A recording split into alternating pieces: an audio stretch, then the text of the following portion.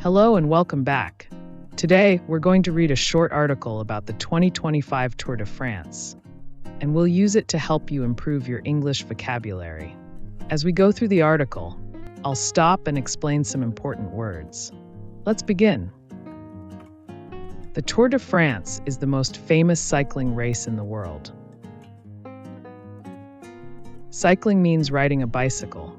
A cycling race is a competition where people race on bikes. Every year, it brings together top athletes from around the globe. Athletes are people who compete in sports. In 2025, the race will begin in Lille, a city in the north of France. Begin means to start.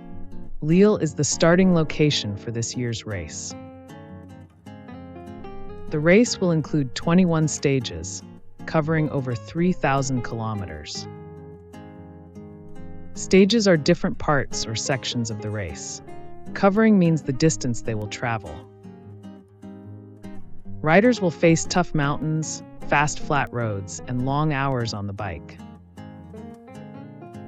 Mountains are high, steep areas. Flat roads are level, without hills.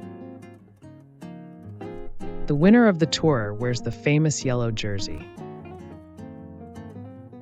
The winner is the person who finishes first.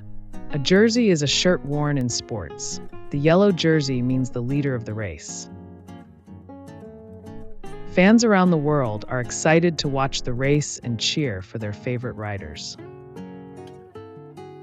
Cheer means to support or shout in a happy way for someone. And that's it.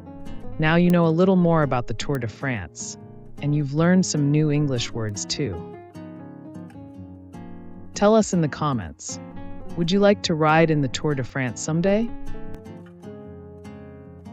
Like this video if it helped you, share it with a friend, and subscribe for more easy English with world events and pop culture.